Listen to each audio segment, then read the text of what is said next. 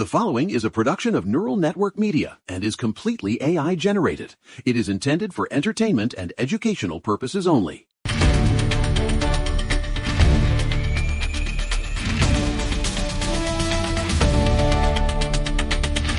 Welcome to The Neural Right, your daily dose of common sense in a crazy world.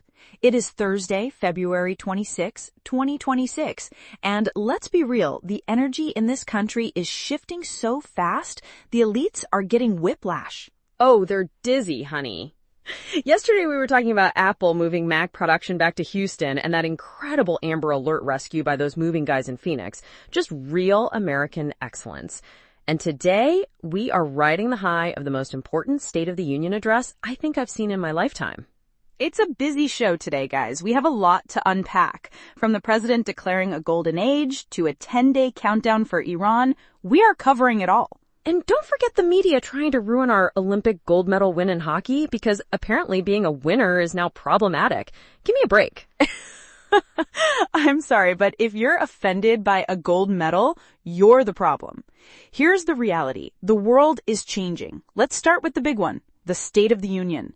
108 minutes, Diane. That is a marathon. And I loved every second of it.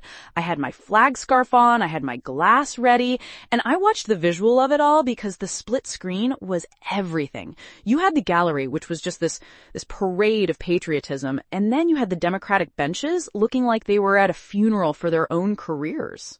It was incredible. The data from the Congressional Record and Rasmussen is backing it up too. We've seen a 27-point swing in people saying the country is moving in the right direction since January. 27 points, Diane. In 2 months?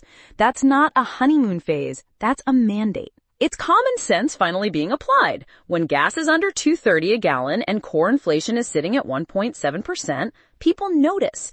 But did you see the silent defiance from the left? They literally sat there at like statues when he mentioned the July 4th 250th anniversary. Excuse me? Who hates a 250th birthday party? The ingrates. That's who? It's the Victimhood Industrial Complex on full display. They can't celebrate American success because their entire platform depends on American failure.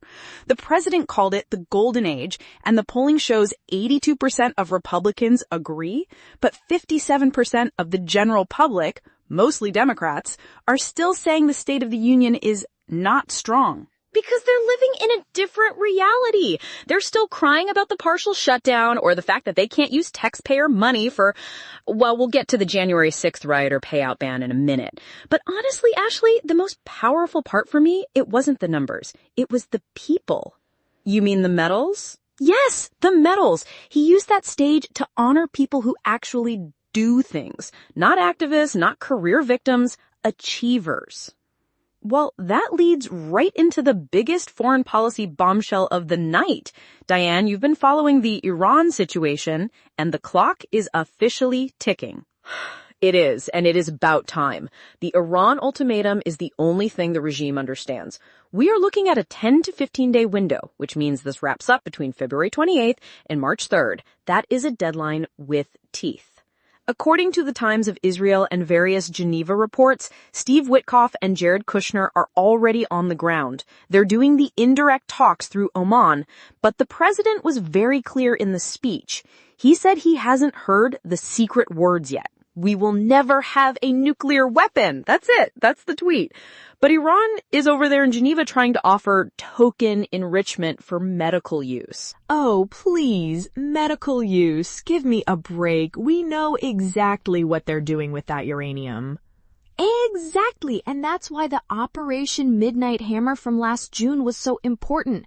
We showed them we can reach out and touch their infrastructure whenever we want.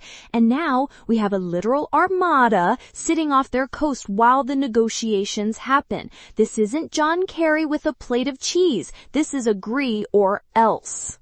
A plate of cheese. I'm sorry, but that's exactly what it was. Here's the reality, though. I'm a little skeptical of the 10-day window. I think they might try to stall past March 3rd just to see if the U.S. has the stomach for it.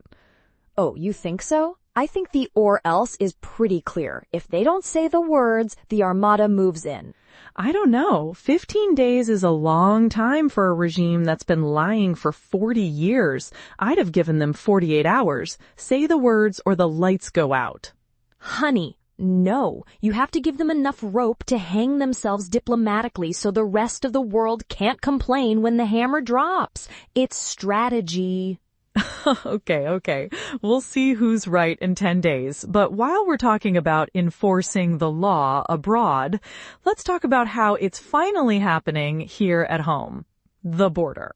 The border. Zero, and I mean zero illegal crossings over the last 9 months. That is a statistic the media refuses to report because it ruins their "it's impossible to stop" narrative. It turns out if you actually try to stop them, you stop them. What a concept. And it's not just about stopping new ones, it's about cleaning up the mess. In the last 48 hours, ICE has been on a tear. They deported Akira Salinas Ruiz in Wisconsin. This guy snuck back in after murdering an 18-month-old child in 2006. Oh, good riddance, right? And Jordan Basilio Diaz Vieira, the Louisville Lyft rapist, he was a Cuban national released into the interior by the previous administration. ICE just slapped a detainer on him. These aren't dreamers, Diane. These are the worst of the worst. And this is why we need the Delilah Law for our roads. We need to make sure that the people driving next to our families actually have a right to be here and aren't a threat. But then you look at places like New York and it's like a different country. They're leaning into democratic socialism while the rest of us are leaning into reality. It's the flight of the productive class, Diane. If you tax people to pay for the Victimhood Industrial Complex, the people who actually pay the taxes are going to leave. It's not rocket science. Speaking of people who hate productive Americans, did you see the reaction to the men's hockey team? Oh, I was waiting for this. Let's talk about the media vilifying winners. Okay, so February 22nd, the anniversary of the miracle on ice. Team USA beats Canada in overtime, pure heart. Connor Hellebuck is a wall in that net, 41 saves, Jack Hughes scores the golden goal. It should be a moment where every American is chanting USA until they're hoarse. But the media, within 48 hours, you've got people like Keith Olbermann and various corporate pundits calling these boys pawns and misogynists. Why? Because they're visiting the White House, because they're complicit in the nationalist agenda. Excuse me, they won a gold medal for their nation. That's what the Olympics are. Exactly. They're calling it a cultural failure. A cultural failure to win a gold medal for the first time since 1980? Honey, if that's failure, I want more of it. It's because the hockey team represents something they hate: excellence, physical toughness, and unapologetic patriotism. The media would rather they took a knee or made a statement about climate change while on the podium. Well, they didn't. They celebrated. And then the president announced Connor Hellebuck is getting the Presidential Medal of Freedom, the first pro hockey player ever. I almost cried. It's a great move. It triggers the right people, but it also rewards the right behavior. It's about merit. Speaking of which, before we get into the massive fraud scandal in Minnesota and the Clintons finally being deposed, we need to talk about what makes this show possible. The reality check. It's real. Independence isn't free. This entire network, from this show to our flagship, The Neural Daily, exists because one man, Eric Christensen, decided to build it himself. He didn't ask for a government grant. He invested his own capital and technical expertise to architect a media platform that respects your intelligence. If you value that kind of meritocratic building, back it up. And don't limit yourself just to the politics. Get the full strategic picture by subscribing to The Neural Daily and the rest of the network. Support the builder, and you support the mission. Amen to that. We need more builders and fewer middlemen, like the ones in Minnesota. Nice transition, Diane. Let's talk about the war on fraud.